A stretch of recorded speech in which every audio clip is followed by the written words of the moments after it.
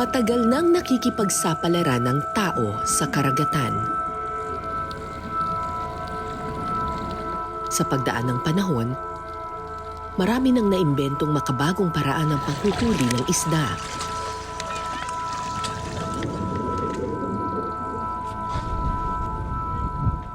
Ang ilan sa mga ito, labis na nakapipinsala.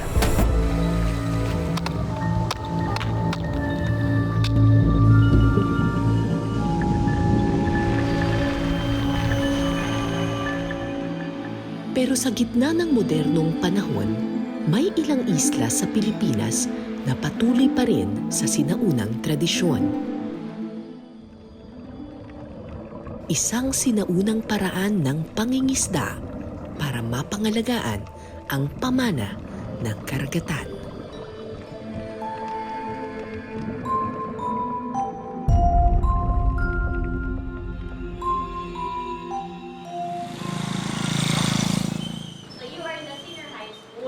So when you go to college, you will be writing sa school wherein you are going to become a college. Paghahanda sa kolehiyo ang leksyon sa araw na ito. Wow!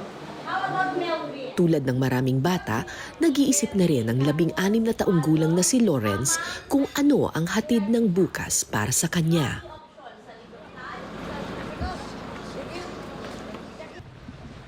Pagkatapos ng klase, nagtungo sa baybayin si Lawrence.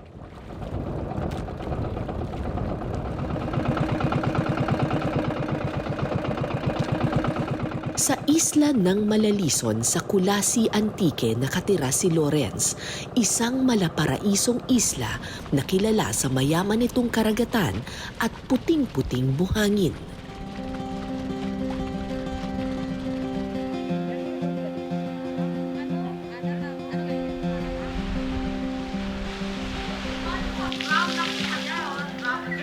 Pero imbis na maglaro o magtampisaw sa dagat,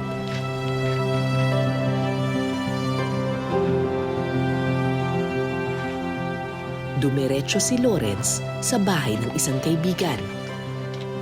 Hindi para manghiram ng lapis o laruan, kundi para kumuha ng pana at antipara.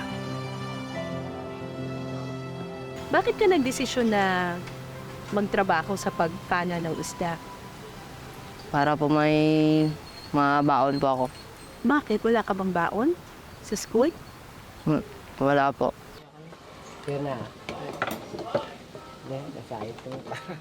Kasama ni Lawrence si Kuya Kabing, ang itinuturing na pinakamahusay na mangingisda sa Isla Malalison.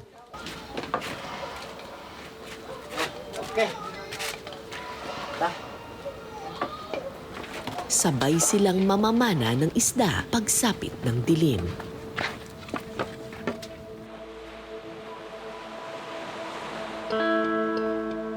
Tatlong dekada nang namamana ng isda si Kuya Kabing.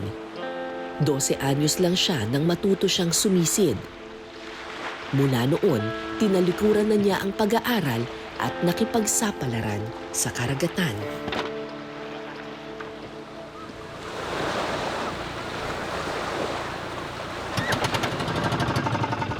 Palubog na ang araw nang pumalaot ang grupo.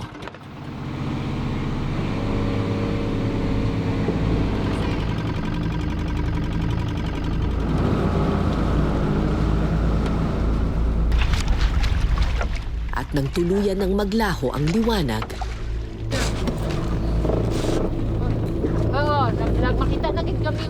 nagsimula na kaming maghanda kasama ang dalawang mangingisda. Hindi biro ang sumisid sa dilim. Para sa mga scuba divers, kailangan mo ng lisensya at sapat na training para makapagsagawa ng isang night dive. Mas delikado kasi ito kumpara sa pagsisid sa araw. Pero kung kami may mga oxygen tank na dala, sina Lawrence at Kuya Kabing, pana lang at antipara. Isa sa pinakamahirap na bahagi ng scuba diving yung night diving, pero nag-train naman ako para dito. Iniisip ko na lang na kung kaya nila Kuya Kabing at saka nila Lawrence na wala silang tangke, kaya ko rin to. Okay, let's do it!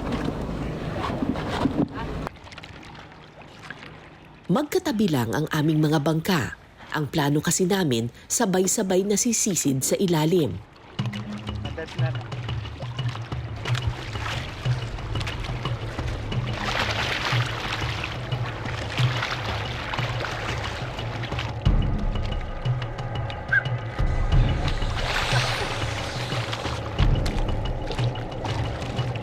Nung una, kalmado pa ang dagat.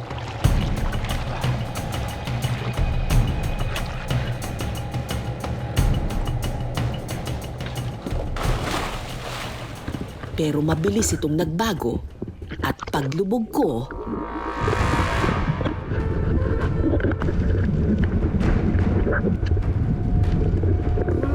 napansin kong malakas ang hatak ng dagat sa ilalim. Tinangay kami papalayo.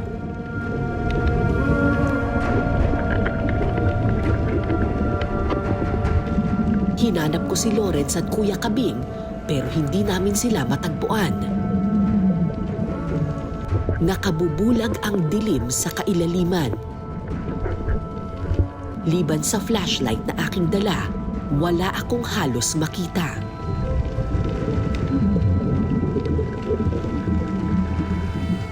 Kaysa tangayin ng agos at tuluyang mapalayo sa grupo, nagdesisyon akong umahon panandalian. Saan banda sila? Pag-uyod na lang, be. Balik na lang tayo sa bangka. Hindi, layo na nila. Saan ba sila? Ang layo nila! Oo, di namin makita. Makalipas ang ilang minuto, sumisid muli ako. At sa wakas, nakita ko na si Kuya Kabing.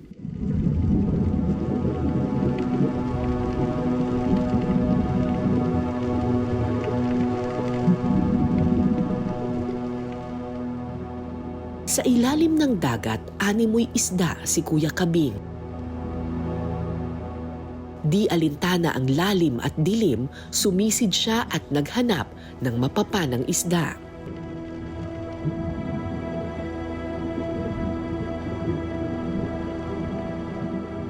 Gaano kalalim ang sinisisid nyo?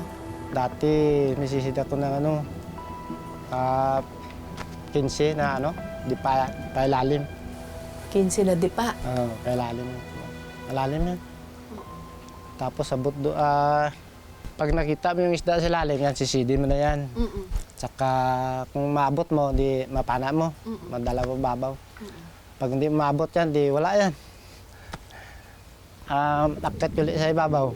Tsaka balikan mo ulit. Pag nandyan pa. Kung wala na, di hanap ko naman ng iba ulit. Sisidin. Mas delikadong sumisid kapag gabi. Pero dahil ito rin ang oras na lumalabas sa pagkakatago ang mga isda, sa gabi sila mas maraming napapana.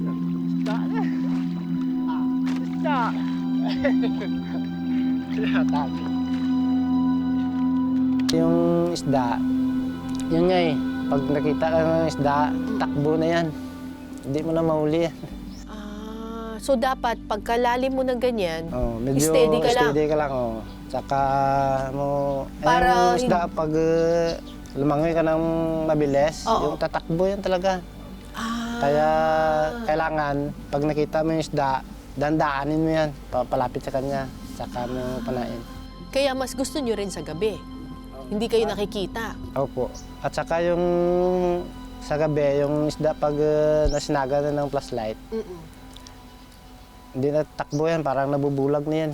Kaya yung maliit yung pana, ganun mo lang. Oh? Talaga? Ganito na kalaki, kaba. Oo. Tsaka yung isda, parang na yan, parang data na kang parang lapit na talaga sa bala ng pana. Kwento ni Kuya Kabing, may mga kaibigan na silang namatay habang namamana sa gitna ng dilim. Namatay sa ilalim ng dagat? Po. Tapos yung pugita, nakita nila, umagapang silalim na may pana. Hindi ko nga alam kung paano namatay yun. Siguro pag pana niya, kinuot niya. Tsaka siguro kinapitan na pugitan, hindi na Nahatak. nahatak. Oo. Siya na. Siguro ubusan ng hininga. Pero sa mga taong buhay ay paglalaot, tila walang puwang ang takot. Eh, hindi po ba kayo natakot noon na Ay, hindi. kahit na Swerte may... naman yun Swerte naman niya yun Kasi kung matakot ka, di wala kang magawa. Hindi ka na isisisi, di ba, pag natakot ka. Naalala ko si Lawrence, makalipas ang halos 1 oras na pagsisid, hindi pa rin namin siya nakikita. Kumusta na kaya ang bata? Umahon kaming muli para hanapin si Lawrence. Pero sadyang malakas na ang alon ng mga oras na iyon.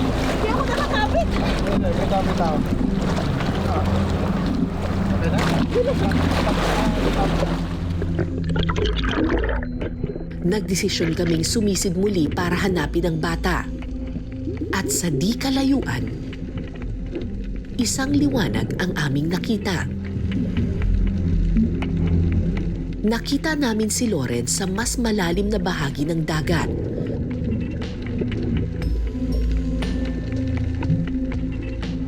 Walang tigil ang bata sa pagsisid hanggat may mapanang isda.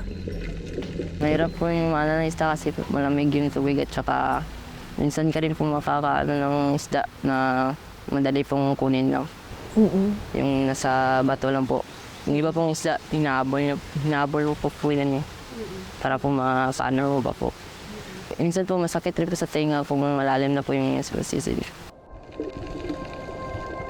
Kung tutuusin, marami-rami na ang nahuling isda ni Lawrence. Alas 10 na ng gabi, pero tuloy pa rin siya sa pagsisid. Tumigil lang si Lawrence nang makahuli siya ng pugita.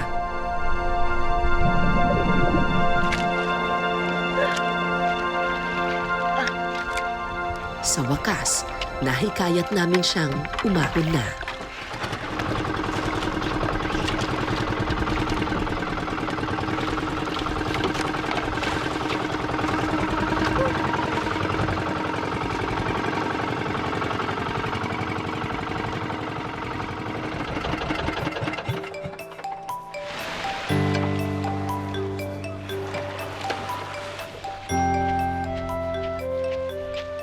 Bitbit ang mga nahuling isda, dumiretso sa timbangan si Lawrence.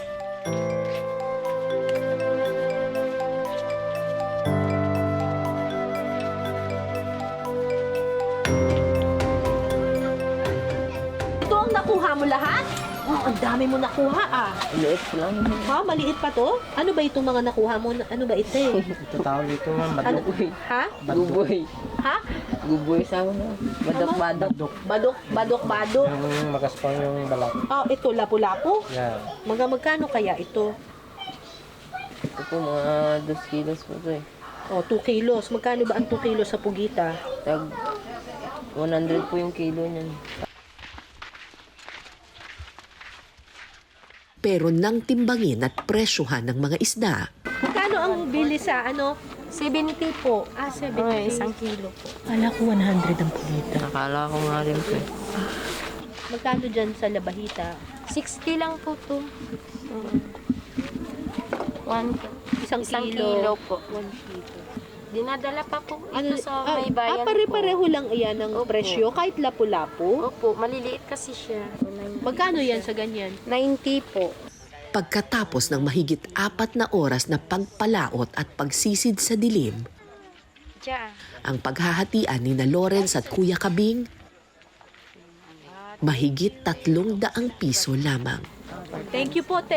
Sige po, Salamat mama. po. Anong oras ka na natutulog? Pag dumarating pa ako,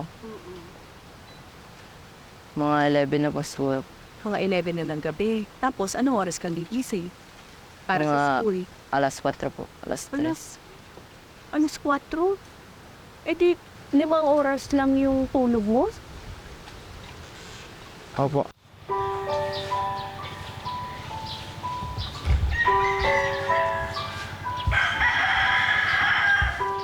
Kinabukasan, maagang nagising si Lawrence para maghanda sa eskwelahan.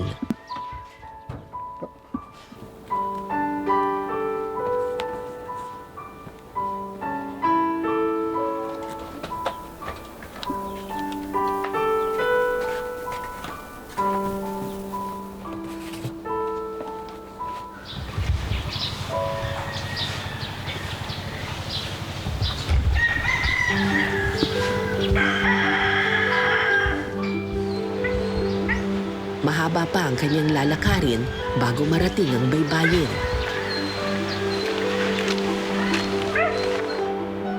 Dahil walang high school sa Isla Malalison,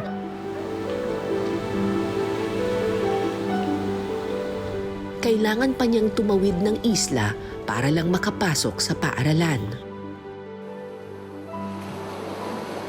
Noong umagang iyon, maswerte si Lawrence na may nasabayan siyang mangingisda.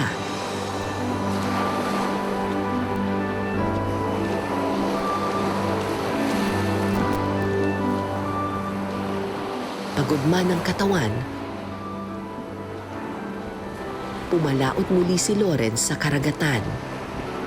Pero ngayon, hindi na para sa isda, kundi para sa pangarap. Hindi ka man napapagod? Napagod din po. Pag napapagod ka, ano iniisip mo?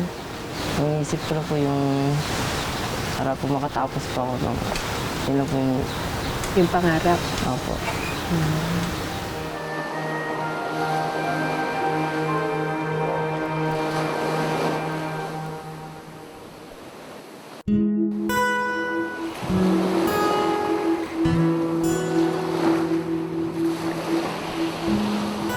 Kinabukasan, Sabado, walang pasok. Araw ng pahinga ng mga estudyante.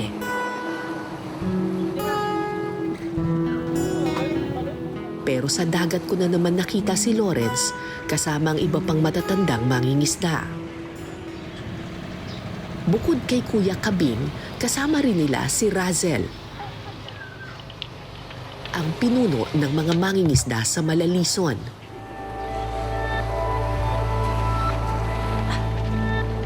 Tulad ni Lawrence, 12 anyos lang si Russell nang matuto siyang sumisid. Pero mabilis siyang nainip sa paisa-isang huli gamit ang pana.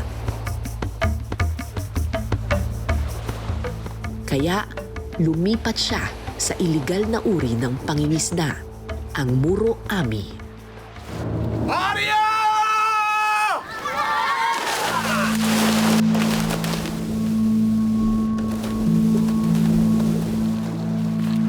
Muro Ami ay isang uri ng pangingisda kung saan binubulabog ang mga isda sa pamamagitan ng pagsira sa mga corals. Bakit po kayo na-involve sa Muro Ami noon? Kasi po ma'am, medyo malaki kasi kita doon, saka mabilis lang. Kumpara sa spearfishing? Ito po ma'am, kasi yung spearfishing pa isa-isa kasi pag sa Muro Ami kasi, maximum mo isang hulog noon, maka 100 kilos ka. O kung maka dalawa o tatlong hulog ka, di maka 300 kilos po kayo. Kalahating araw lang po yun ma'am. Samantalang kapag namamana, Hindi mo kayang abutin, pinakamataas ma'am, 10 kilo sa isang araw. so mas malaki ang kita. Opo ma'am, dati kumikita ako ng 16,000 to 20,000 sa isang araw. Pero ang dating leader ng mga Muro Ami noon, kasama na namin sa pamamana ng isda ngayon. Anong nangyari at paano nakumbinsi si Russell na bumalik sa sinaunang tradisyon?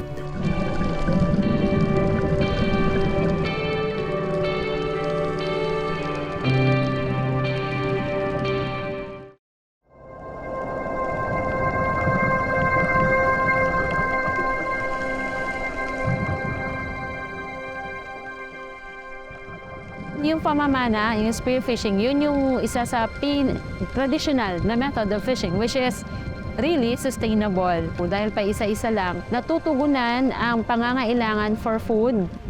Pero at the same time, hindi siya madaling nauubos at meron pa na mapapamana para sa susunod na henerasyon. Di tulad ng Muroami kung saan maramihan ng huli at sinisira ang mismong tahanan ng mga isda, sa spearfishing kumukuha lang ang mga tao ng sapat para sa kanilang pangangailangan. Kaya nang malaman ni Alma na lumipat sa Muroami ang ilang mangingisda sa Malalison, agad niyang kinausap ang mga ito. Sinasabi niya sa amin na, uy, tigilan nyo yan, bawal yan kasi kayo din magsasakripisyo sa bandang huli. Kaso, nung una, parang hindi namin na... Hindi kayo naniniwala? Naniniwala, ma'am. Hindi namin nakikita na parang hindi naman siguro yan kasi sa dami ba naman ng isda dito, di ba, ma'am? Nung una, hindi naniwala si Russell sa mga babala ni Alma. Pero nang magdaan ng ilang taon, unti-unting naubos ang isda sa Malalison. Doon na namulat ang mga mata ni Russell. Tinalikuran niya ang iligal na gawain at bumalik sa sinaunang paraan ng pangingisda. Hindi kayo nang hihinayang sa kita. Ba't ako manghihinayang doon, ano lang yun, ma'am? Hindi naman kasi yung pangmatagalan eh. Pag tinuloy mo yun, siyempre, yung mga maliit na mangingisda, maapakan mo sila. Wala na silang makain o mahuling mga isda. Hindi nila maranasan yung naranasan natin noon kung paano mag-enjoy sa palinisin. Mula noon, nagbagong buhay na si Russell. Ang leader ng Muroami noon, bantay dagat na ngayon. Ako na po yung chairperson ng Marine Sanctuary namin. Wala nang nag-i-illegal ngayon dito. Wala na po, ma'am.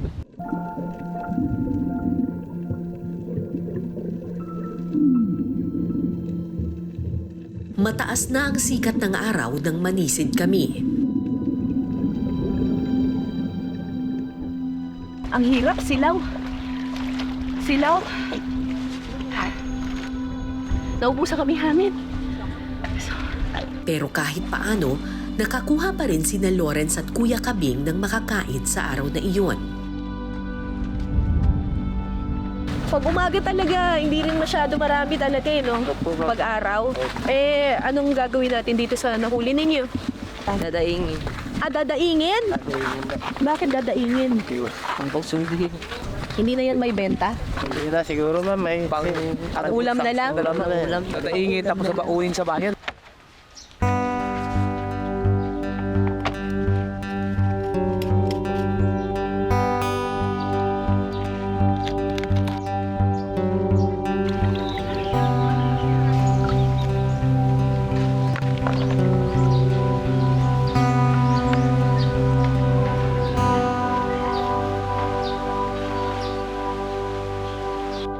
Aminado ang mga mangingisda na kumpara noon, hindi pa rin tuluyang nagbabalik ang sigla ng dagat.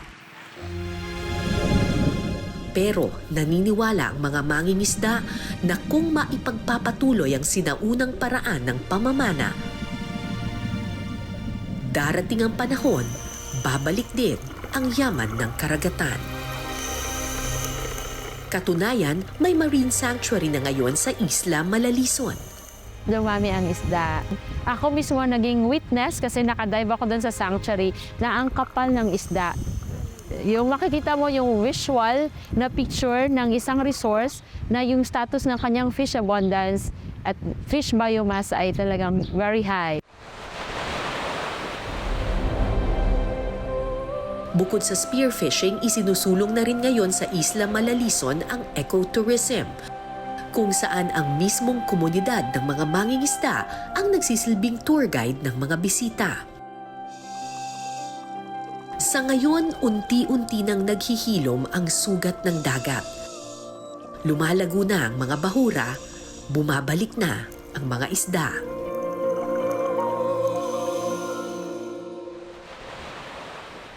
At habang hinihintay ang pagbangon sa hirap, patuloy si Lawrence sa pagsisid sa pangarap. Bakit nagsisikap ka pa rin na pumasok sa school kahit na mahirap at malayo? Makatapos na po ako ng pag-aaral. Para po matulungan po yung magulang ko po at makaon din sa kahirapan.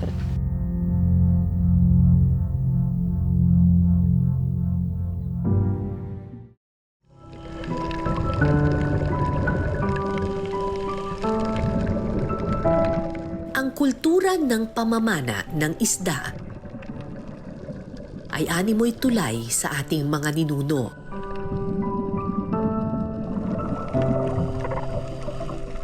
Makaluma man sa unang tingin, ang sinaunang kulturang ito ang naging daan para mapanatili ang ganda ng Isla Malalison.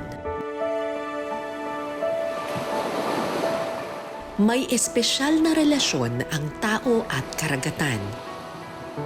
Umaasa tayo sa dagat para sa pagkain, pero umaasa rin ang dagat sa pangangalaga natin. Kapag inabuso mo ang karagatan, wala kang kakainin kalaunan. Pero kapag kumuha ka ng sapat lang, may maipapamana ka sa kinabukasan. Ako po si Cara David. At ito po ang Eyewitness.